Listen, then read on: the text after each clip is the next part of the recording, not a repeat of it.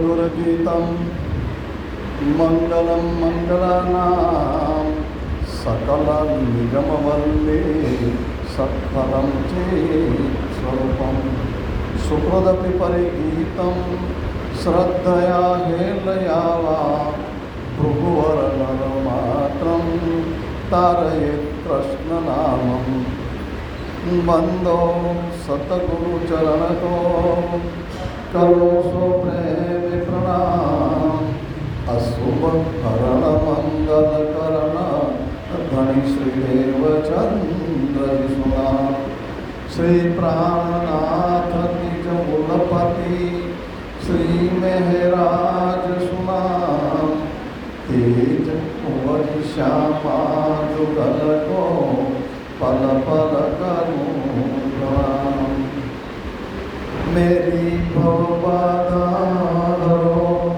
राधा नागरी श्याम तुम्हारी कृपा कटाक्ष से सुलभोत निजलाम सुलभोत निजलाम।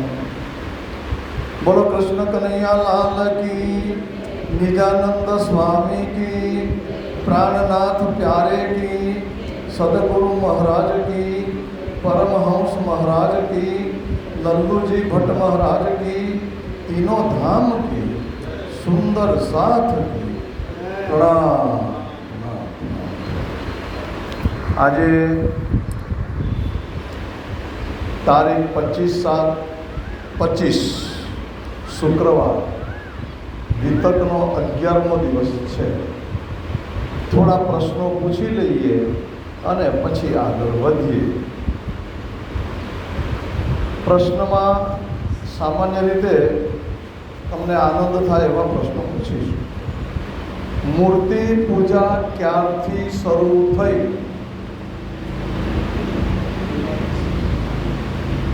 હા, કળિયુગમાં અર્થાત દ્વાપરના અંતમાં। મૂર્તિ પૂજા કેમ ન કરવી જોઈએ?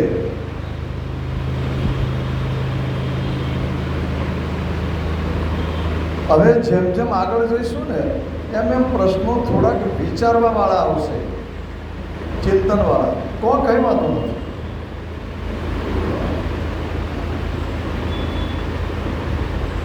હા બોલો।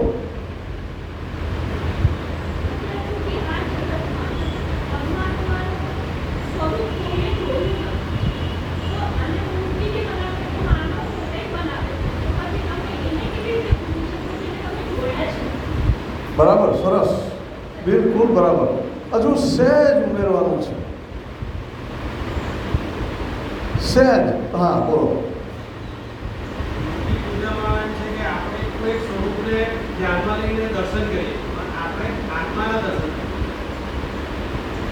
સહેજ સહેજ સાંભળો।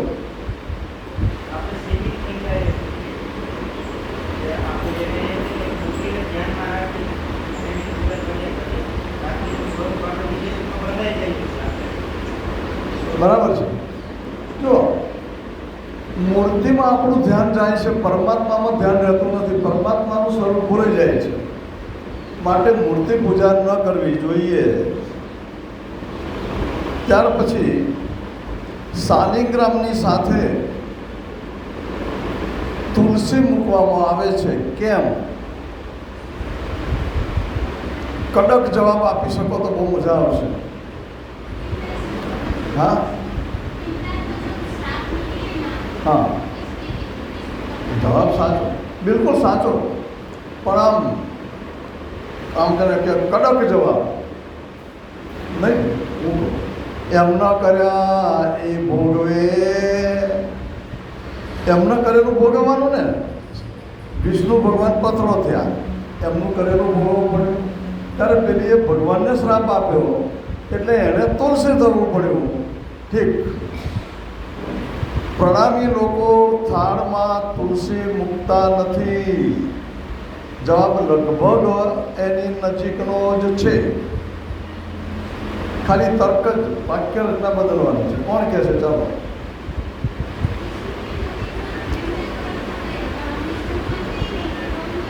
હા બરાબર છે. એ છે તે એમને શાલિગ્રામ ને તુલસી જોડે સંબંધ છે, આપણે કોઈ સંબંધ નથી, આપણે ધરાવતા નથી. ચાલો, બરાબર છે, સરસ.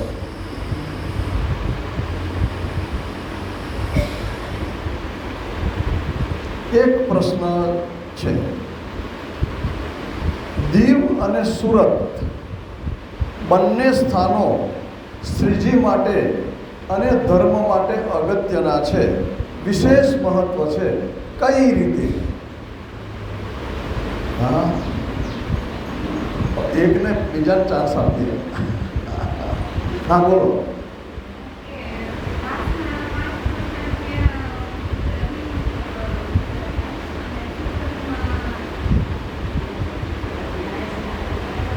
ચાલો, ઠીક ઠીક ઠીક ઠીક ઠીક ઠીક. હા, રંજનબેન.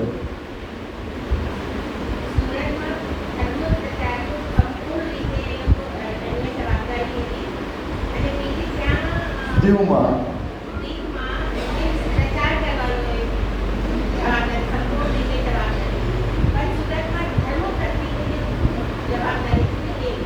બરાબર છે. કઈ વધારવાનું છે, અંદર ઉમેરવાનું છે? એ બરાબર છે, ઠીક છે. જે વિશેષતા છે તે સ્પેશિયાલિટી સંપૂર્ણ ધર્મને સમર્પિત દીવમાં થયા. હવે હું ધર્મ પ્રચાર સિવાય કશું જ નહીં કરું. અને સુરતમાં ધર્મની સંપૂર્ણ જવાબદારી પોતાના માથા ઉપર લઈ લીધી. જે કંઈ કરીશ સંપૂર્ણ ધર્મને મારા જવાબદારી હેઠળ થશે. આ બંને વસ્તુ બહુ અગત્યની છે, યાદ રાખવી જોઈએ. બસ, બહુ થઈ ગયું. કારણ કે આજે મારે વધારે બોલવું છે કાંદામાં. જુઓ, સૌથી પહેલી વાત, ગઈકાલે ત્રિધા લીલાની વાત કરેલી ને, પ્રશ્ન તો નહીં પૂછું, પણ એમાં એક પ્રશ્ન સરસ મજાનો નીકળશે કે વ્રજલીલા થઈ,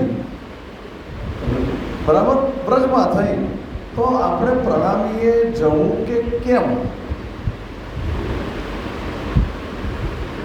વિષય ઉઘાડતો નથી, એટલા માટે તમને બરાબર ધ્યાન રહે, પ્રશ્નનું ધ્યાન રહે, જવાબનું પણ ધ્યાન રહે.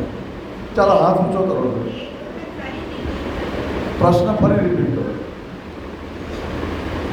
પ્રણામી લોકોએ વ્રજમાં લીલા થઈ, પહેલું વાક્ય આ બોલે, વ્રજમાં લીલા થઈ કૃષ્ણજીની 11 વર્ષ 52 દિવસ. હવે એ વ્રજમાં પ્રણામી લોકોએ જવું કે કેમ? એક જણનો હાથ ઊંચો થયો, 2 જણના હાથ ઊંચા થયા. હવે ખાલી હા કે ના કહેવાનું, હો, બોલો. હા, નહીં, હા કે ના? હા, ચાલો, ઓકે. હા, બરાબર. કોઈને નગીનભાઈ આજના વ્રજમાં જવું જોઈએ?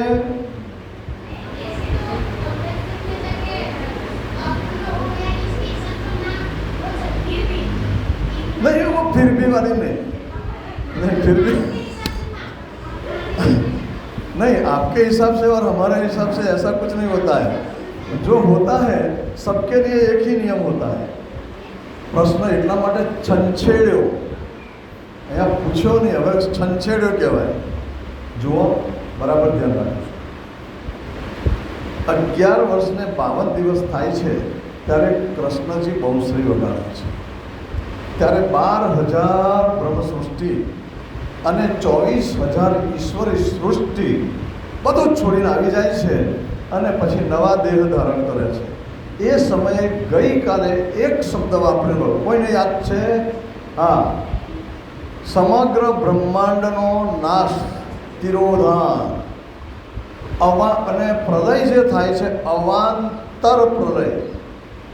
અંગ્રેજી શબ્દ ટાઈમ બિંગ, અમુક સમય માટેનો પ્રલય. હવે એ જે 11 વર્ષ ને 52 દિવસની લીલા થઈ એ અક્ષર ભગવાનના ચિત્તની અંદર અખંડ થઈ. પછી એવું ને એવું બ્રહ્માંડ બનાવ્યું અને એ જ ગોપીઓ, એવી જ સખીઓ, એવા જ ગોવાળો, એવા જ કૃષ્ણ. પણ કૃષ્ણની અંદર રાજી મહારાજ નહીં, ગોપીઓની અંદર બ્રહ્માજ્ઞાઓ નહીં, તો પછી આ નવું વ્રજ આપણે કામનું ખરું નહીં. પરંતુ ડુપ્લિકેટ તો ડુપ્લિકેટ, જોવામાં શું વાંધો? શબ્દ કયો વાપર્યો? જોવામાં, દર્શન કરવામાં નહીં. આ બરાબર ધ્યાન રાખ. એનું કારણ છે કે જ્યારે પણ જોઈએ ને ત્યારે ભાવ બદલાઈ જાય છે.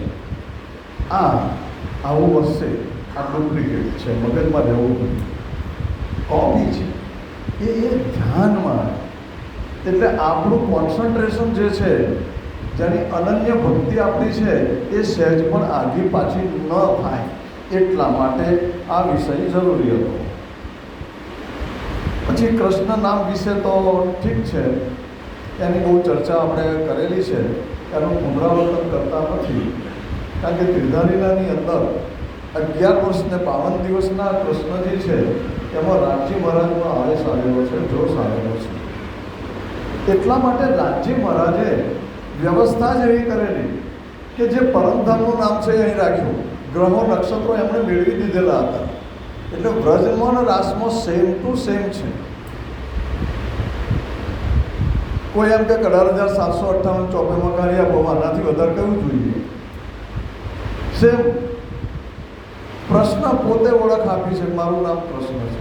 એટલે વ્રજવાળો કૃષ્ણ જ્યારે કૃષ્ણનું નામ હોય ત્યારે રાજજી મહારાજની શક્તિઓ છે, તો ઓલ રાઈટ. પછી જ્યારે બીજું બ્રહ્માંડ બન્યું અને વ્રજલીલા થઈ, ત્યારે ગોલોકી કૃષ્ણનું નામે કૃષ્ણ છે અને પેલા વિષ્ણુ ભગવાનનું નામે કૃષ્ણ છે. 28-27 દ્વાપર થઈ ગયા. એ 27 દ્વાપરમાં ગોલોકી કૃષ્ણ આવે છે અને વૈકુંઠવાસી કૃષ્ણ આવે છે. માત્ર 28માં રાજજી મહારાજ આવે છે ને એની વાત પ્રણામીવાળા કરે છે. તો પછી તમને વાંધો શું છે? નરકમાં જવું હોય તો પછી અમને કોઈ વાંધો નથી. આ કૃષ્ણની વિષયમાં આ બધા પછી તો બહુ આપણે ચર્ચા કરી છે. એહી સ્વરૂપ, એહી વૃંદાવન, એહી જમના તટસાર, બરાબર છે. ઘરથી તે બ્રહ્માંડથી અવતાર છે. હવે એ સ્વરૂપ કેવું? સાતો સ્વરૂપ શ્રી રાજ કે બરનન કિએ કે શિરલે, શિંગારમાં ચોપાય છે. 2 રાસ 5 અર્શ હજી બોજ નદી આસો. એ જે સ્વરૂપ છે, એ જે શણગાર ધારણ કર્યો રાજજી મહારાજે 2 વાર, બ્રહ્માનંદ લીલા અને ભજન. બ્રહ્માનંદ લીલા એટલે શરૂઆત રાસની થઈ તે, અને ભજનાનંદ એટલે રાજજી મહારાજ અદૃશ્ય થઈને પ્રગટ થયા તે. બીજી વાત, નવો પોશાક. હવે બંને પોશાક મેં જવાબદારીપૂર્વક વર્ણન કર્યું છે. પછી તમે ના કેવી રીતે પાડો? ઠીક, ચાલો તો એ વિષય પૂરો. હવે ત્રીજો વિષય, જો આ છે ને અઘરાઘરી બાબતો આપણે બીજા દિવસે એટલા માટે લઈએ છીએ કે આગલી કથા ધ્યાનમાં આવે અને બીજે દિવસે આ નવા મુદ્દા આપણે એડ કરીએ. એક છેલ્લો મુદ્દો છે, મેળતાનું મહત્ત્વ શું? મેળતાનું મહત્ત્વ રાજારામ ઝાંઝણભાઈ બેની જાગણી, કે જે પરબ્રહ્મના એ વ્યાપારી હતા, પરબ્રહ્મના થોડી લખનાર શેઠ હતા, પ્રાજ્ઞાજી માટે લખતા હતા ને, તો કેવી ઉપાધિ છે. બીજી પણ કે ત્યાંથી પુરાણ પક્ષ શરૂ થાય છે. આનું વિશ્લેષણ આવતીકાલે કરવાના હતા, પણ આજે કરવામાં આવશે. કેમ? બિલકુલ ફ્રેશ મગજ છે એટલે બરાબર અંદર ઉતરે. પેલું લા ઇલા ઇલ્લા, ક્ષ અક્ષર અક્ષરાતી. હો વાક્ય યાદ છે ને ગઈકાલનું, કે આપણામાં જે કહેલું છે તે જ એમનામાં છે, એમનામાં છે તે આપણામાં નહીં એવું. ઠીક. સનાતન ધર્મ કહેવાય આપણો. પ્રણામી ધર્મ એ સનાતન ધર્મ કહેવાય. શુદ્ધ સનાતન ધર્મ કયો આજે ભારતમાં? તો પ્રણામી ધર્મ. કેમ? સનાતન ધર્મના તમામ સિદ્ધાંતો નિજાનંદ સંપ્રદાય પાળે છે. હું સંપ્રદાય શબ્દ આગળ ચોપડતી છું. બીજી વાત, જે સનાતનનો મતલબ થાય સમગ્ર વિશ્વનો ધર્મ, માત્ર ભારતનો નહીં, હિન્દુઓનો નહીં, સનાતન ધર્મ સમગ્ર વિશ્વમાં એના સિદ્ધાંતોનો સ્વીકાર થતો હોય તેને સનાતન કહેવાય. સ્વામીજીને દેવચંદ્રજીએ કહેલું કે કુરાનમાં આપણી વાતો છે, તો પણ અત્યારે મારા માટે યોગ્ય સમય નથી, તમે જરા આનો વિષય ઉગાડ આપવાનો રહેશે. અહીંયા મેળતાથી એનો પ્રારંભ થાય છે. એમાં કુરાનમાં શું મળે છે? એક જમનાજીનું વર્ણન મળે છે. આ દરેક જગ્યાએ નહીં મળે આ વાતો. એક જમનાજીનું વર્ણન મળે છે, ભોજ કોસલનું વર્ણન મળે છે, મૂળ મિલાવાના કેટલાક અંશો જોવા મળે છે.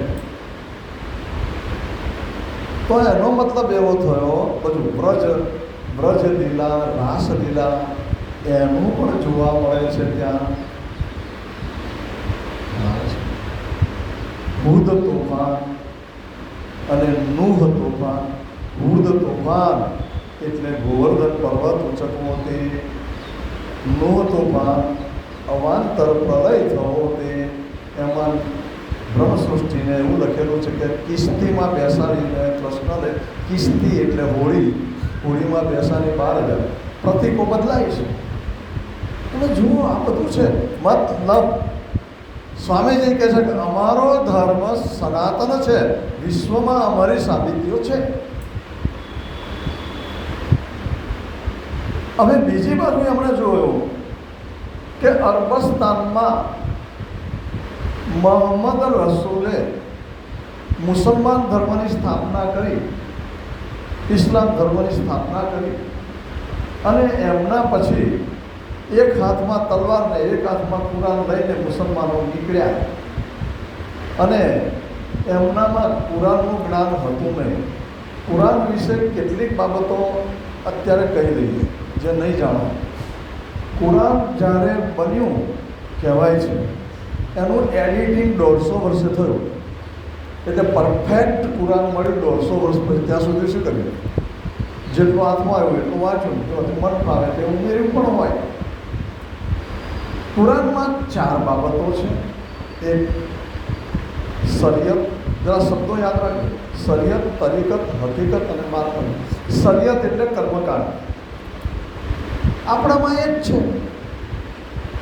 સવારમાં ઉઠ્યા, સરસ મજાનો તાંબાનો પ્યાલી લઈએ, ચાંદીની લઈએ, રાજ્યગા જલ મૂકીએ, સરસ મજાનો ભોગ ધરાવીએ આપણી અનુકૂળતા પ્રમાણેનો.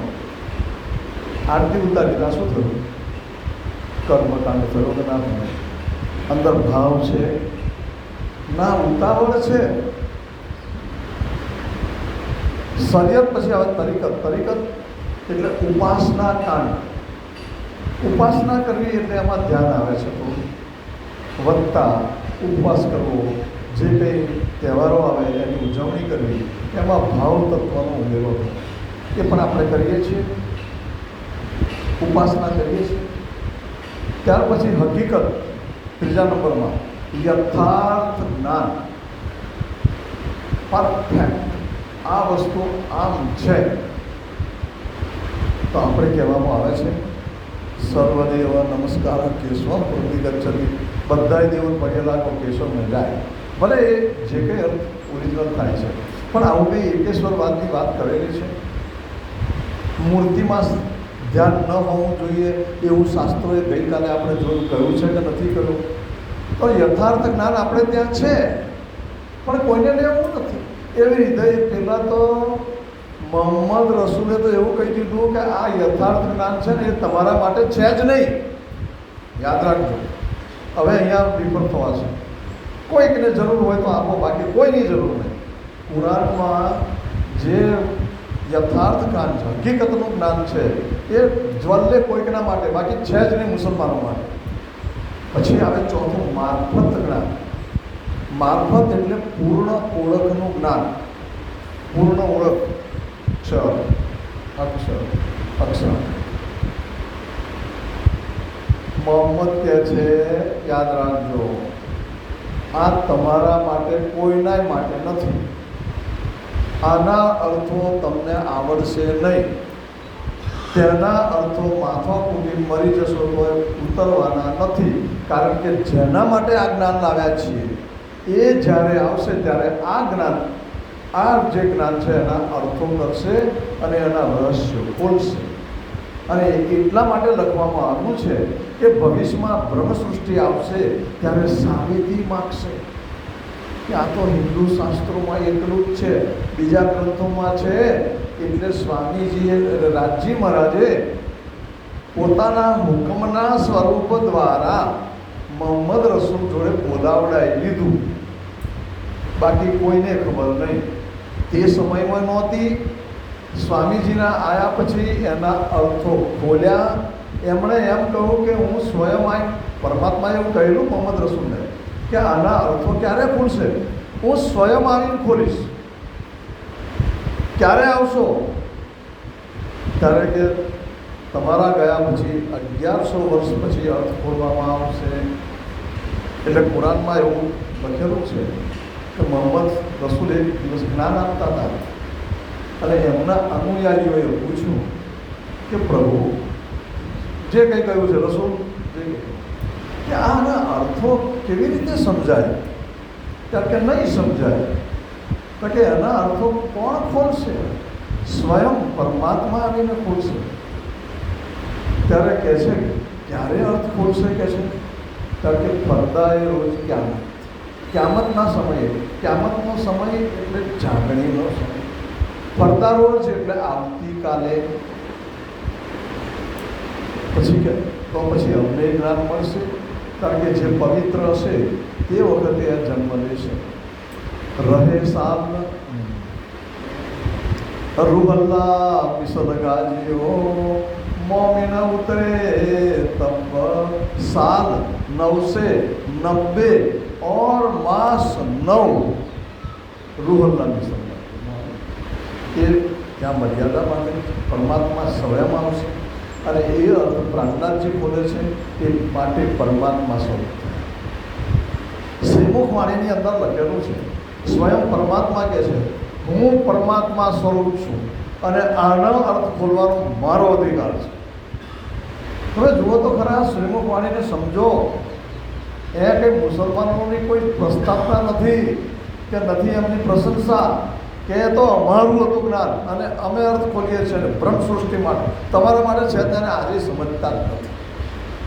તમે માથું કૂટીને સમજાવો કે તમારા પુરાણમાં આ છે. નહીં નહીં નહીં નહીં, તમે ખોટું કહો છો. અમારે તો 5 શાદીઓ કરવાની.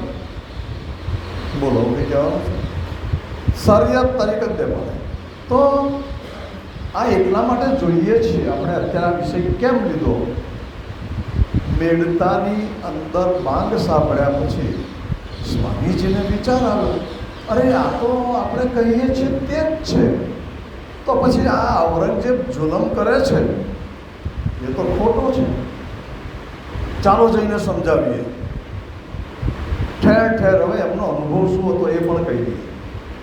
જામનગરમાં મુસલમાનોનો કારણ વગર આક્રમણ થયા કરવાનો પ્રયાસ કર્યો છે. જુનાગઢ નજીકમાં આવ્યું, ત્યાંનો નવાબ હતો. એ પછી પરદેશમાં ગયા. પરદેશમાં પણ મુસલમાનો અને એમની દાદાગીરી, આવાસી બંદર એમણે છોડવું પડેલું તો ખબર હોય તો. એ પછી દીવ આવ્યા, સુરતમાં આવ્યા. સુરતમાં મુસલમાનોનું બહુલ્ય અને ત્યાંથી છેક મેળતા સુધી ગયા. જ્યાં જુઓ ત્યાં એમનો ત્રાસ. આ બધું દૂર. પ્રશ્ન એ ઊભો થાય કે સ્વામીજી પરમધામની વાત કરવી જોઈએ, જાગણી કરવી જોઈએ, આ બધું લેવું જોઈએ? યાદ રાખજો, હવેની ગીતક આપવાની ને એ બરાબર ખુલ્લો રાખવું પડશે, બરાબર ધ્યાન રાખવું પડશે. એક કે એક શબ્દ ધ્યાન રાખજો. આવું ન કહેવું જોઈએ અહીં થાય છે તો પણ, કારણ કે આ વિષયો બહુ આમ ચિંતનીય છે. સ્વામી એક વાત છે, કોઈ પણ ધર્મ હોય એ ગમે એટલું અધ્યાત્મનું જ્ઞાન આપતો હોય પણ જ્યાં સુધી એના સમાજની સમસ્યાઓ ના ઉકેલે ત્યાં સુધી મત પંથ નકામો. સામાજિક રીતે પ્રજા સુખી હોય તો ધર્મ પાળવાની છે. અને આવો આવ્યો અહીંથી મારો મારો કાપો ક્યાંથી આવશે, વટાડશે, ક્યારે જજિયાવેરો રહેશે, ક્યારે હૈડિયાવેરો રહેશે, ક્યારે મારી મુસલમાન બનાવશે, એ જ્યારે બીક હોય અને તમે કહો ભાઈ પરમધામના 25 પગ છે, મૂળ મિલાવમાં ધ્યાન રાખો, ક્યાંથી ધ્યાન? એટલે સ્વામીજીએ નક્કી કર્યું કે આ પરિસ્થિતિ નહીં ચાલે, સુધારવી પડશે. બીજી વાત કે જો આ દેશમાં હિન્દુ ધર્મનું અસ્તિત્વ ન રહે, એક બધા જ જો મુસલમાન થાય, મોટા ભાગના, તમને મંદિરમાં આવવા દે કોઈ સ્વરૂપ સાહેબ ખોલવા દે? માટે સામાજિક જવાબદારી દરેક મત, પંથ અને ધર્મએ ઉપાડવી પડે. જો તંદુરસ્ત હિન્દુસ્તાન હશે તો જ પ્રણામી ધર્મ તંદુરસ્ત રહેશે. આ સીધી વાત છે. સ્વામીજીને અનુભવ થયો તો પછી શું કરીશું? કારણ કે ચાલો દિલ્હી, ગઈકાલે આપણે ચર્ચા કરી હતી કે સ્વામીજી દિલ્હી આવ્યા અને એ દિલ્હી આવે છે ત્યારે ત્યાં આગળ વિઠ્ઠલ ગોરના પરાની અંદર સૈયદની હવેલીમાં રહે છે. ક્યાં ચોપાઈ દોરાઈ, ક્યાં રહે છે? નિજ નાથજી સૌ સાથ લઈ આવો ત્યાં, કહે પરો વિઠ્ઠલ ગોરનું ત્યાં સૈયદ હવેલી માય, ત્યાં સૈયદ હવેલી માય. એમની જોડે સુંદર સાથ ઘણા બધા હતા, કદાચ 100, 150, 200 થઈ ગયા હોય એવું પણ બની શકે. કેટલાક આવે છે, કેટલાક જાય છે, અને કેટલાક થોડાક દાડા રહે છે અને સત્સંગ કરીને જાય છે. અને ત્યાં આગળ કોણ કોણ આવે છે? કદાચ કાલે કહ્યું હતું કે હરિરામ એ ચૌધરી ચિંતામણીને લાલ ઠઠ્ઠાથી આવ્યા. ચિંતામણી આવી ગયા અહીંયા દિલ્હીમાં, સંપૂર્ણ સમર્પિત. રામચંદ્ર ચોકદાર, ઈશ્વર, મલ્લુકચંદ, આ બધાના નામ છે. સુરતથી કોણ આવ્યું? મુકુંદદાસ ભટ્ટ, રામજી લખતા આળસ થાય. મુખ્ય માણસમાં નવરંગ સ્વામી સુરતમાં તે વખતે નહોતા નીકળેલા, પણ પછી રહેવાયું નહીં તો દિલ્હીમાં આવીને સ્વામીજી જોડે જોડાઈ જાય છે. ત્યાર પછી ત્યાં વિચાર કરે છે કે ઔરંગઝેબને કેવી રીતે મળવું. હવે આટલો વિષય તમારા મગજમાં બેસી ગયો લાગે છે. ઓલરાઈટ, મુસ્લિમનો કેમ અભ્યાસ કરવો? એમાં એક બીજો નવો વિષય ઉમેર્યો. સ્વામીજીના મનમાં થયું કે આ તો ભારતનો બાદશાહ છે અને મને ધણી દેવચંદ્રજીએ કહ્યું કે કદાચ બીજા ધર્મમાં હોય સકુમાર, કદાચ સકુમાર તો નહીં હોય ઔરંગઝેબ. પોસિબિલિટી, સંભાવનાનો વિચાર કર્યો તો ચાલો ને તપાસ કરીએ કે છે. એટલે પછી એમણે શું કર્યું? કલશ ગ્રંથના 22 પ્રકરણ જે છે એ 22 પ્રકરણનો સહેજ અરબી ફારસીમાં થોડા શબ્દો મૂકી અને લખ્યું. અને લખ્યા પછી એક આશાજીત કરીને વકીલ દિલ્હીમાં ખૂબ સુંદર સાથ જાગે છે. હવે ભાઈ થોડા પડઘા પડે એવું લાગે છે. હાલો, દિલ્હીમાં અનેક સુંદર સાથ જાગૃત થાય છે. મોટા મોટા વેપારીઓ, દુકાનદારો અને એવા અનેક સુંદર સાથ જાગ્યા. કેટલાક વેપારીઓ રોજ 2 કિલો મીઠાઈની દુકાન હોય, 1 કિલો 2 કિલો મીઠાઈ લઈને આવે અને સ્વામીજીના સુંદર સાથને વેચે. એક જણનું નામ તો અહીં નથી દેતો. અહીંયા એક દુકાનમાંથી છે ને એમનો છોકરો કે કોઈ બહેરી બેઠી હોય તો ચોરી કરીને લાવી સ્વામીજીને આપે. ખરા હા લખેલું છે, લાલદાસની વિતકમાં પણ છે. અને પછી અહીંયા પ્રકરણો લખ્યા અને આશાજીત નામનો વકીલ પણ સ્વામીજીની જોડે જોડાયેલો. પછી વકીલ છે એટલે પૂછવું પડે. પૂછ્યું આશાજીને તો આશાજીત કહે છે વાંચ્યું, લાગ્યું તો બરાબર છે કે તમે લખ્યું છે બરાબર, પણ આ ઔરંગઝેબ સવારના પોરમાં તો કોઈ હિન્દુનું મોઢું જોતો જ નથી. જો હવે કટ્ટરતા આજના દિવસમાં કોઈ એમ કહે કે તે વખતની વાતો હતી, આ નજરે જોનારા દીપકકારે લખેલું છે, સત્ય ઘટના લખેલી છે. પરિસ્થિતિ કેવી? આપણે ઇતિહાસ આપણને જે શીખવાડવામાં આવે 2 લીટી 4 લીટી, ઔરંગઝેબ જુલ્મી હતો અને મંદિરો તોડી નાખ્યા, આટલું જ. પણ કેવો હતો જુલ્મી હતો એ ડિટેલ સમજવી પડે. અહીંયા છે પ્રાતઃ મુખ જોતો નથી આપ થાય મોમીન. પોતાની જાતને ધર્મચુસ્ત, મોમીનનો અર્થ થાય, યાદ રાખજો, ધર્મચુસ્ત માણસ. પણ એ કંઈ આપણે એવા સ્વામીજીએ છે ને કદાચ 200-500 વાર મોમીન શબ્દ સુંદર સાથ માટે વાપર્યો છે, યાદ રાખજો. સ્વામીજીએ તો ધર્મચુસ્તના સંદર્ભમાં વાપર્યો હતો, બરાબર છે. આજના સમયમાં પહેલાં પણ કહેલું, આજના સમયની અંદર કોઈ બુદ્ધિશાળી માણસ હોય તો બુદ્ધિશાળી શબ્દ વાપરવાને બદલે આપણે બહુ ઇન્ટેલિજન્ટ છે વાપરીએ છીએ શબ્દો. બરાબર છે. એવી રીતે શબ્દો વાપર્યા છે. એટલા માટે સુંદર સાથને શ્રેષ્ઠ બતાવવા માટે મોમીન શબ્દો વપરાયા છે. હવે આપણે વાપરવો કે નહીં, પ્રશ્ન. અંદર લખેલું છે એમાં ફેરફાર ન થઈ શકે.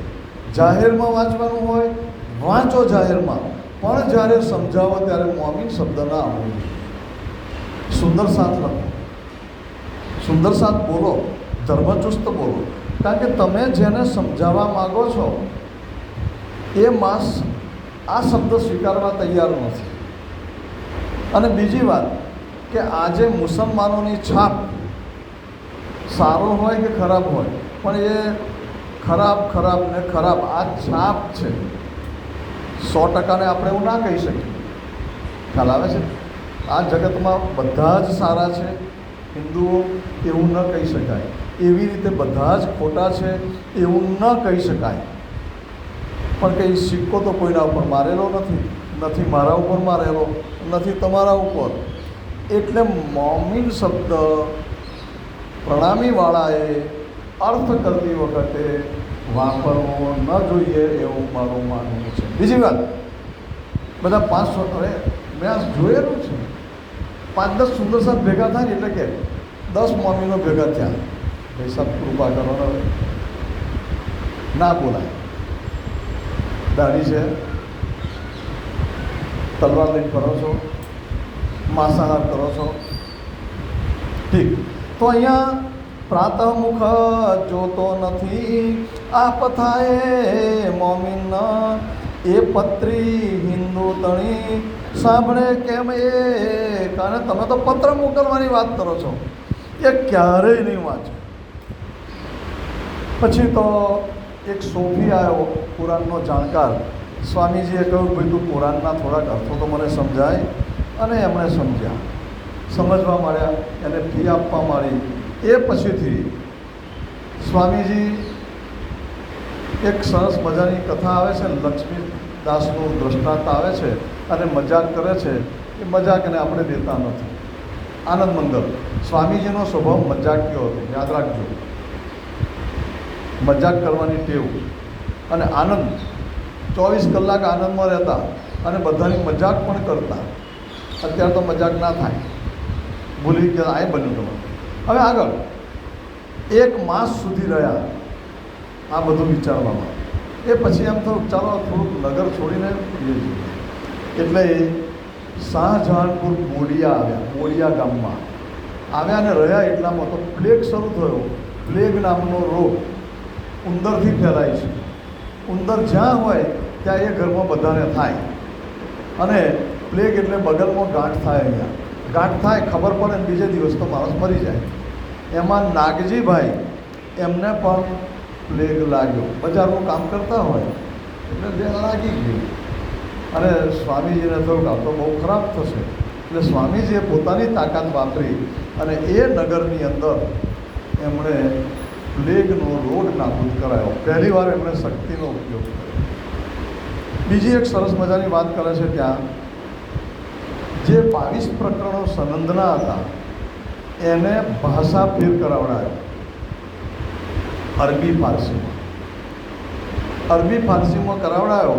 અને લાલદાસજી અને ભીમભટ્ટને બેને મોકલ્યા, જાઓ મસ્જિદમાં જઈને મુલ્લાઓને સમજાવો.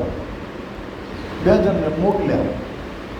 જેવા મોકલ્યા સ્વામીજીનો વિચાર બીજો આવ્યો અને પાછળ ને પાછળ બીજા સુંદર સાધને મોકલ્યા કે નહીં નહીં મનાય હુકમ નહીં અને કશું ના કરતા, હમણાં કોઈ અમલ કરવાનો નથી પાછા. એટલે ત્યાં આગળ તે વખતે જે પેલી હવેલીમાં વિઠ્ઠલ ગોળના પરામાં રહેતા હતા ત્યાં જતા રહ્યા. હવે આમ કેમ બન્યું? લાલદાસજી મહારાજે આમ લખ્યું છે, લલ્લુ ભટ્ટજીએ આમ લખ્યું છે, ચોખવટ નથી કર્યું. હવે ઇતિહાસ ખોલ્યો, એમાં જોયું કે એ સમયે ઔરંગઝેબને પંજાબ સાથે યુદ્ધ ચાલતું અને હિન્દુઓને પકડો, જુઓ ત્યાંથી મારો, પંજાબમાં આવી વાત ચાલતી અને ભયંકર યુદ્ધ ચાલતું હતું. એમાંય પણ જો આ હિન્દુઓ મુસલમાનની ભાટાઈ કરવા જાય તો પછી શું થાય? એટલે સ્વામીજી કોઈને હમણાં પડતું મૂકો, જો ધ્યાન રાખજો, આ ઇતિહાસ જોડે આ બધી ઘટનાઓ જોડવી પડે. હવે એ દરમિયાનમાં ખબર પડી કે ભાઈ વિક્રમ સંવત 1735 આવી છે, 29માં સુરત છોડ્યું એટલે પહોંચતા પહોંચતા 35ની સાલ થઈ. જ્યાં જાય તો રોકાય, પ્રવચન કરે, સુંદર સાથ બનાવે. તો કે ચાલો હરિદ્વાર રસ્તામાં જુએ છે, મુસલમાનોનો ત્રાસ છે, વિંદર વિતકમાં લખેલું, જ્યાં જુઓ ત્યાં મસ્જિદો, જ્યાં જુઓ તો જુલ્મ. હવે જુલ્મ વિશે તો આપણે અહીંયા ક્યાં કથા કરીએ, પણ જો મુસલમાનનો કોઈ ઓર્ડિનરી પોલીસવાળો ઘોડો લઈને જતો હોય ને તો પુરુષ હોય કે સ્ત્રી હોય એણે અવરા ફરી જવાનું. બોલો જોઈએ. અને સ્ત્રી જો ગમી ગઈ હોય તો તે ઉપાડી જાય તો કોઈથી બોલાય. આ જોયું સ્વામીજીએ અને એટલો ધિક્કાર થયો. હવે જુઓ તો કે આ ધર્મનું કામ છે કે નહીં? આ ધર્મએ જ કરવું જોઈએ.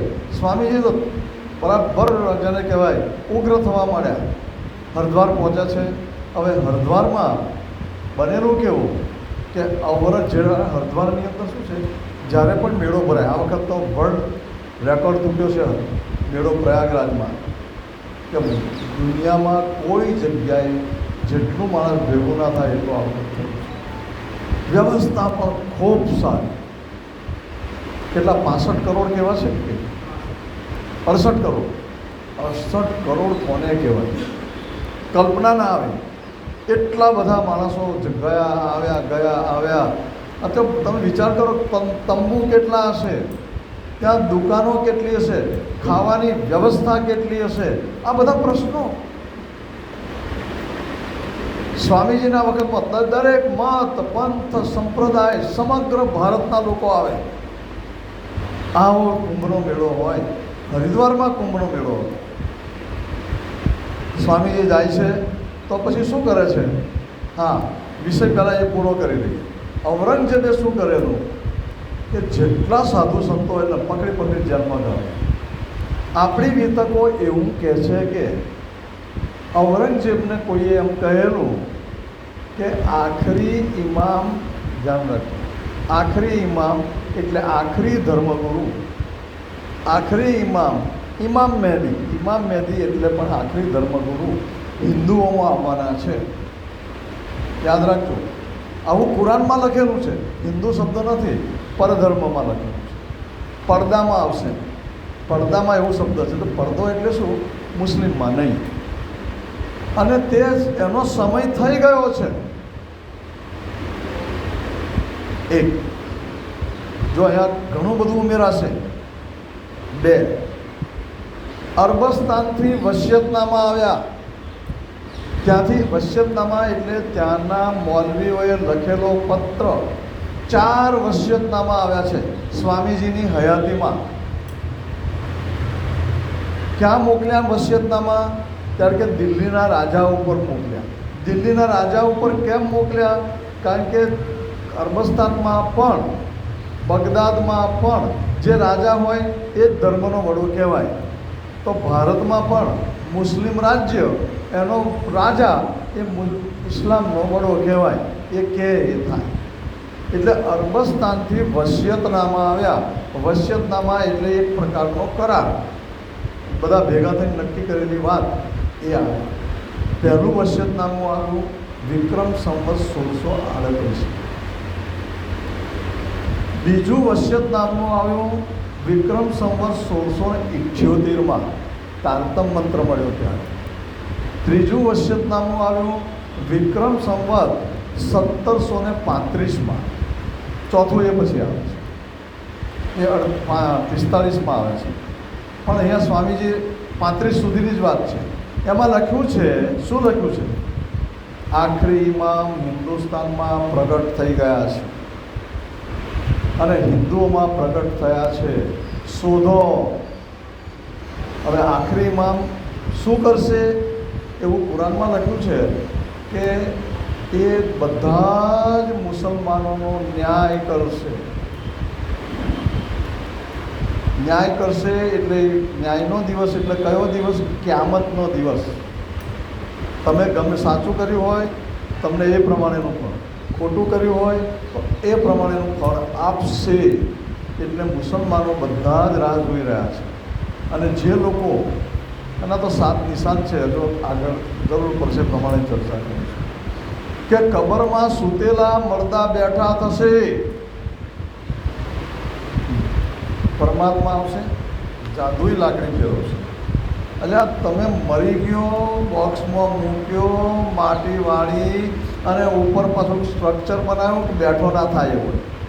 અને જેટલો મોટો માણસ એટલું મોટું સ્ટ્રક્ચર કે ભૂલે ચૂકે બેઠો ના થાય. અને એ લોકો રાહ જોઈને બેઠા છે કે આ મરદો બેઠો થાય. ઓગળી ગયો હોય એ તો. સ્વામીજી એનો અર્થ સરસ કર્યો છે. એટલે ક્યામતની રાહ જોઈ રહ્યા હતા બધા. ક્યામત આવી જાય, આવું થાય, આવું થાય, તેવું થાય. એટલે ઔરંગઝેબે શું કરેલું?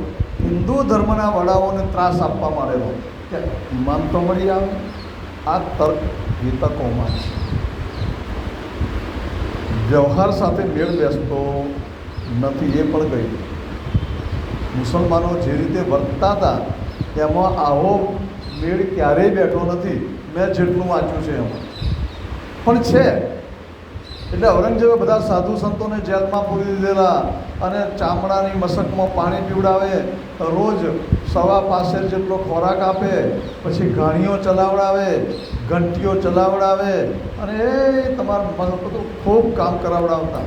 ના કામ કરે એને ચાબુકથી માર મારે. હવે વિદ્વાનો હોય, સંતો હોય અને આવો જુલમ કરે. સ્વામીજી પહોંચ્યા તે વખત. સ્વામીજી પહોંચે છે, શંખનાદ વગાડ્યો, નગારા વગાડ્યા અને બેઠા. સરસ મજાની ગાદી બનાવી, આજુબાજુ સરસ નીચે જાજમ પાથરી દીધી અને કહે છે અહીંયા આગળ કે ઉઠણ ગાદીની પાછળ સુંદર સાથ બેઠા છે. મધ્ય સિંહાસન શ્રી પ્રાણનાથ. હવે સુંદર સાથ બધા કામ કરવા લાગ્યા. કોઈ જળ લાવી પાત્રમાં ભરે, કોઈ સીધા વાસણ શુદ્ધ કરે. આ રીતે બધું એટલું બધું આમ જેને કહેવાય મેનેજમેન્ટ. અને કેટલી સરસ વ્યવસ્થા કરી છે. બધા કામે લાગ્યા છે. ભજન મંડળી જોરથી ભજન ગાવે છે, ભૂંગળો વગાડે છે. ભૂંગળો કેટલાય જોઈ? હા, મોટું આમ ગોળાકાર હોય છે ને, પેલું લગ્ન વખતનું નહીં ચિત્ર આવતું, એને ભૂંગળ કહેવાય. વગાડે ને એવો અવાજ નીકળે 2 કિલોમીટર સુધી સંભળાય. એ ભૂંગળ કહેવાય. એ બધું વાગવા માંડ્યું અને લોકોને એમ થયું કે ઔરંગઝેબે તો મના કરી છે. અને આ બધું વાગવા માંડ્યું. કયો સંત આવ્યો એવો? બધા જેલમાંથી ઊંચા થઈને જોવા લાગ્યા. જેલની ઘાણીઓ આપોઆપ ફરવા લાગી. જુઓ, ઘંટીઓ આપોઆપ ચાલવા લાગી. બધાને નવાઈ લાગ્યું. ઓ, આ લલ્લુ પટેલ લખ્યું છે, કોઈ વિશેષ માણસ આવ્યો છે. આ બાજુ ઔરંગઝેબને ખબર પડી, તંબુ નાખીને હું બેઠો હતો. અને આ કોણ આવ્યું? આપણા હુકમનો વિરોધ કોણે કર્યો? એક મુરીદને મોકલ્યો. મુરીદ એટલે એનો ઓફિસર, જે કહીએ શકે, મોકલ્યો. જાઓ તપાસ કરી આવો, પકડી લાવો એને. એટલે એણે બીજાને કહ્યું ચાલો જાઓ લઈ આવો. એટલે 100-200 માણસ લઈને સ્વામીજી પાસે આવે. બપોરનો ટાઈમ હશે, સ્વામીજી સૂતા હશે, આરામ કરતા હશે અને પેલા બૂમો ગાળો બોલતા આવી ગયા.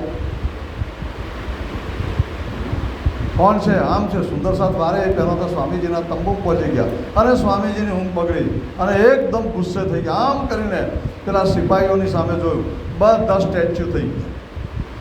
એકદમ પૂતળા જેવા બને. ના હાથ હાલે, ના પગ હાલે, ના આંખો હાલે. ગમે એટલો પ્રયાસ કરે કશું ના. જેટલા એટલા બધા પૂતળા બની. બીજો ચમત્કાર. પછી કહું, કોણ છો, ક્યાંથી આવ્યા છો? જાઓ તમારા બાદશાહને કહી દેજો કે આ રીતે કોઈ દિવસ કોઈ સાધુ સંતોને પજવે નહીં કહે છે. અને પેલા લોકો તો ગયા પછી કહે છે કે આ તો કોઈક સાધુ આવ્યો છે અને આ આવી રીતે પૂતળું બની ગયું. એટલે પેલા ઔરંગઝેબે શું કર્યું, એના ધર્મના જાણકાર માણસ સોફીઓને બોલાવડાયા કે ભાઈ આ છે શું? કારણ કે ભાઈ એનું જવા દો ને, કે છે આપણામાં જેવી રીતે પેલા હોય છે ને મુસલમાનોમાં વિધિ કરવાવાળા હોય છે, હા પીર, હા પીર લોકો હોય છે ને આપણામાં, એવા એમાં જોગણીને સાધવાવાળા હોય કે છે. એટલે હવે એ હોય એટલે આવું કરે કે છે, આપણે કંઈ ચિંતા કરવાની જરૂર નથી. રાત પડી ગઈ, બીજે દિવસ વહેલી સવારે સભા થવા મળી અને તે વખતે સત્સંગ વખતે સ્વામીજી ચર્ચા કરે છે. એટલામાં કહે છે, જો ધ્યાન રાખજો કે સ્વામીજી તરત બધાની વચ્ચે નુગરો પડે નમાજ કો. ઔરંગઝેબ સવારના પોરમાં જે 6 વાગે નમાજ પડતો હશે, જેટલા વાગે નમાજ પડે એટલે શું કરે, બહુ આમાં લખેલું છે, કૂવાની ઉપર ચાદર પાથરે, 4 લીંબુ 4 છેડે મૂકે અને વચ્ચે બેસીને નમાજ પડે કે છે. આવું લખેલું છે. એટલે આવો જેને કહેવાય ચુસ્ત ધાર્મિક હતો કે છે. લાલદાસજીની સામે જોયું, લાલદાસજી કહે છે કે નુગરા પડે નમાજ કો. ત્યાર પછી લાલદાસે કહ્યું કે હુકમ થાય હજૂરનો તો કરી આવું નાથ. હુજૂર પ્રાણનાથજીને કહે, હુજૂર તમે હુકમ કરો તો તમે કોઈ કામ કરી આવો. તો લાલદાસજીને એક દંડ આપ્યો આટલો અને એક રૂમાલ આપ્યો મોટો, હાથ રૂમાલ નહીં, રૂમાલ મોટો આપ્યો. જાઓ કે છે અને કહેજો બરાબર એને. અને જે સંદેશો આપ્યો સ્વામીજીએ ત્યાં એટલે પેલો નમાજ પડે છે ત્યાં જઈને દંડ પછાડ્યો, ચાદર હલવા લાગી, પેલો કૂદીને બહાર આવ્યો. કોણ કહે છે? તલવાર ખેંચે. એટલે લાલદાસજી મહારાજ પેલો રૂમાલ પાથર્યો, ઉપર ઊભા રહી ગયા, દંડ પછાડ્યો તો ઉપર જતા રહ્યા આકાશમાં અને કહી દીધું, ઔરંગઝેબ તારા જુલ્મો વધી ગયા છે, ત્યાં એટલા પાપ કર્યા છે કોઈ પણ દિવસ માફ ન કરાય. જો ધ્યાન રાખજો કેવી કેવી વાતો કહેશે કે છે.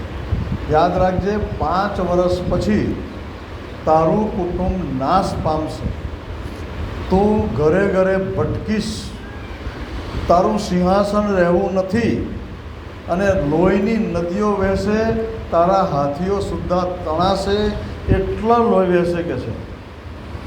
સંતને સંતાપતા તે કર્યું ભૂંડું કાજ, ઇમામ જ્યારે કોપસે ત્યારે નહીં રહે ધાતુ. ઇમામ એટલે ધર્મગુરુ પ્રાણનાથજી, એ કોપસે ત્યારે કશું રહેવાનું નથી કે છે. ખાન ઉમરાવના માંસને શિયાળ સમળી ખાશે. તારા મોટા મોટા સેનાપતિઓ છે એનું માંસ સમળીઓ ખાશે કે છે. તખ્ત ફરશે તુવારનું, તારું દિલ્હીનું જે સિંહાસન છે ને એ દક્ષિણમુખ થઈ જશે. પૂર્વમુખ છે, પૂર્વાભિમુખ છે, દક્ષિણનું મુખ થઈ જશે કે છે. એટલે આ રીતે એણે કહ્યું. ઔરંગઝેબ તો ગભરાઈ ગયો, અરે શું થયું? બપોરે સભા બોલાવી અને પછી બોલાય શું કરી શકું છું, આવું થયું. અંદર તો ડર બેસી ગયેલો. આખરી ઇમામ આવ્યા છે એવું કહી દીધું લાલદાસજી મહારાજે, એટલે વધારે ડર બેઠેલો. શું કરીશું? ના ના કંઈ ચિંતા કરવાની નથી. પણ તેમ તકના રાજા કહે હવે બરાબર નિર્ણય કરો, એક કામ કરો, હરિદ્વાર છોડી દઈએ. અત્યારે 35ની સાલ ચાલે છે, 4-5 વર્ષ પછી કહું 40, તે દરમિયાનમાં શોધી કાઢીશું. આ ઇમામનો દાવો કરે છે અમને અને પછી દેખા જાય કે છે. એટલે બધાને છોડી મૂક્યા, બધા ખુશ થઈ ગયા કે આ નવા સંત આવ્યા છે, એમને લીધે આપણો જીવ બચ્યો છે, આપણા પ્રાણ બચ્યા છે, માટે પ્રાણનાથ છે. બોલો પ્રાણનાથ પ્યારે કી. એટલે તે દિવસથી પ્રાણનાથ નામ પડ્યું એવું વિતક રહે છે. બધા ભેગા થઈને આવ્યા કે તમે પ્રાણ બચાવ્યા તે માટે તમે પ્રાણનાથ છો. પછી તો સભાઓ ચાલી, બધા મત પંથના તંબુઓ નખાઈ ગયા. એક દિવસ બધા ભેગા થઈને આવ્યા, સાધુ સંતો, મત પંથના આચાર્યો આવ્યા, કેટલાક આગેવાનો આવ્યા, અને પછીથી સ્વામીજીની પાસે આવ્યા કે હે સ્વામીજી, હે સંતજી, તમે અમારામાંથી જેટલી વિચારધારાઓ છે એમાંના તો તમે છો નહીં કે છે, તમારી વિચારધારા કંઈક જુદી લાગે છે, માટે તમારા સંપ્રદાયની વાત કહો અમને. શું પૂછે છે? આપ અમારા માર્ગમાં નથી, નવી વાત કહો કેવી કથી. અમારા માર્ગમાં કેવી વાત નવી કહો છો? શ્રીજી કા પદ્ધતિ સંભળાવો સોય, જો વેદ શાસ્ત્રમાં બાકી હોય. તમારી પદ્ધતિ બતાવો, પણ કેવી રીતે બતાવવાની? વેદોમાં અને શાસ્ત્રોમાં લખેલી હોય એવી. સંતો છે ને, વિદ્વાન સંતો વાત કરે ને ત્યારે તોલીને વાત કરે, એક પણ શબ્દ આગો પાછો ના બોલે. સ્વામીજીને કહું તમારું બતાવો. આ સ્વામીજી છે ને બહુ હોશિયાર, હો. પ્રણામીમાં આ હોશિયારી હોવી જોઈએ. શું કહે છે સ્વામીજી? શ્રીજી કહે સાંભળજો ભાઈ, પ્રથમ પદ્ધતિ તમારી થઈ. સ્વામીજી કહે છે ભાઈ બે હાથ જોડે, તમે અમારા કરતાં સિનિયર છો, ખબર પડે છે ને, અમારા કરતાં જૂના છો, તમારી પદ્ધતિ પહેલી આવી છે કે છે, તો આપના પંથ પુરાતન થયા, તેનો કહો મહિમાય, આદિ માર્ગનું મૂળ લેવાય. તમે જૂના છો, મહિમાવાન છો, તો તમારું કહો તો અમને આનંદ થશે. પહેરે પહેરે પૂછીએ, ભાઈ સિદ્ધને ગુમાવ્યા ને. કેટલી સરસ વાત! બીજા સંપ્રદાયની વ્યક્તિઓ જોડે વાત કરો ત્યારે પહેલું એમને પૂછો, અને બહુ રસથી, કુતૂહલથી પૂછો કે વાહ વાહ, તમારો સંપ્રદાય તો ચંદ્રો ફેલાઈ રહ્યો છે ને. બને દેવી દેવતાઓને ગાળો દેતા હોય, પણ તમારો ધર્મ બહુ સારો છે, વ્યવસ્થા સારી છે, મંદિરો બહુ મોટા છે, જરા તમારી વાત તો કરો. તો શું કરે પછી તો? એટલે વેદ વચન શાસ્ત્ર સાક્ષીએ, દઢ હોય તે ભાવે ભાખીએ. સ્વામીજી એવો જ જવાબ આપે કે શાસ્ત્ર વચન પ્રમાણે, વેદો પ્રમાણે તમારા ધર્મના નીતિ નિયમો હોય એ પ્રમાણે અમને સમજાવો. હવે શાસ્ત્રાર્થ શરૂ થાય છે. ધણી દેવચંદ્રજીએ જેટલા મત પંથો અને ધર્મો જોયેલા, અહીંયા મુખ્ય મુખ્ય શાસ્ત્રાર્થ આપેલા છે. એ વસ્તુ અહીંયા આવીને હવે પ્રગટ થશે. જો હવે પ્રણામી સંપ્રદાય વ્યવહારમાંથી ઊભો થયો છે. એક પગથિયું, બે પગથિયા, 3 પગથિયા, જાદુઈ લાકડી રાજજી મહારાજે નથી ફેરવી. એમાં સૌથી પહેલાં રામાનુજ સંપ્રદાયના જે કોઈ આવ્યા છે એ આગેવાનો, સંતો, ગાદીપતિ ઊભા થયા અને બોલ્યા, હવે શાસ્ત્રાર્થ જે છે ને એ તમારે કરવાનું. હિન્ટ આપતો જઈશ, કારણ કે આ તો બહુ લાંબુ છે, ટૂંકમાં બતાવવાનું છે. રામાનુજાચાર્યનો છે સંપ્રદાય, અને એમણે કહ્યું કે અમારા સંપ્રદાયની અંદર સામીપ્ય મુક્તિ છે. હવે એક વિષય સમજી લઈએ. શાસ્ત્રોમાં 4 પ્રકારની મુક્તિ આપેલી છે. એક સામીપ્ય, બીજી સારૂપ્ય, ત્રીજી સાલોક્ય અને ચોથી સાયુજ્ય. હવે સામીપ્ય એટલે શું? પરમાત્માની નજીક રહેવું. તે મુક્તિ મેળવ્યા પછી માની લો કે વિષ્ણુ ભગવાનની ભક્તિ, આ વિષ્ણુ ભગવાનની ભક્તિ કરે છે, તો વિષ્ણુ ભગવાનના વૈકુંઠમાં જવાનું, પણ ત્યાં જઈને શું કરવાનું? પરમાત્માની જોડે રહેવાની ઈચ્છા. સામીપ્ય. સારૂપ્ય, તેમના જેવું રૂપ મળે એવી ઈચ્છા કરવાની. બોલો હવે, એ સંપ્રદાય છે નિમાનું સંપ્રદાય. સાલોક્ય. સાલોક્ય અર્થ એવું થાય છે નિરખવું, જોવું, આખું વૈકુંઠ જોવાનું, વારંવાર જોવાનું મન થાય અને જોવા મળે. એનું નામ સાલોક્ય મુક્તિ. ક્યાં? વૈકુંઠમાં, બીજે ક્યાંય નહીં. ચોથી મુક્તિ સાયુજ્ય, વિષ્ણુ શ્યામ. સાયુજ્ય એકત્વ, પરમાત્મા સાથે ભળી જવું. આ ચોથી મુક્તિ વૈકુંઠમાં જ. આ રીતની 4 મુક્તિ છે. લલ્લુ ભટ્ટે 5 મુક્તિ લખી છે અને એ સાષ્ટી 5મી મુક્તિ આપી છે કે વિષ્ણુ ભગવાન જેવી સૃષ્ટિ બનાવે એવી બનાવવાની ક્ષમતા. ઠીક છે. તો અહીંયા રામાનુજ સંપ્રદાયવાળા કહે છે કે પછી અમારો મઠ ક્યાં, પરિક્રમા ક્યાં? ત્યાર પછી એ બહુ સ્પષ્ટ કહે છે કે લક્ષ્મી ઈષ્ટ અમારી, લક્ષ્મીજી અમારા આરાધ્ય છે. અને ત્યાર પછી દેવી પણ કમલા, દેવી પણ કમલા એટલે પણ લક્ષ્મી છે. હવે આ લક્ષ્મીજી ક્યાં રહે છે? જરા બોલો જલ્દી. વૈકુંઠમાં. વૈકુંઠ 14 લોકમાં આવ્યું કે બહાર આવ્યું? તો પછી અખંડ કે નાશવંત? ચાલે નહીં. ચલો, શાસ્ત્રાર્થ પૂરો થયો. નિમાનુજાચાર્ય સંપ્રદાય સારૂપ્ય મુક્તિવાળા કહે છે વૃંદાવનમાં અમે માનીએ છીએ, વિલાસ અમારો આ વૃંદાવનમાં માનીએ છીએ. દ્વારકા અમારું તીર્થસ્થાન છે. રૂકીમણી એટલે કે લક્ષ્મીજી એ અમારા દેવી છે. તીર્થ દ્વારકામાં આવેલું ગોમતી અમારું તીર્થ છે. ક્યાં આવ્યું? આ જગતમાં. જગત કેવું?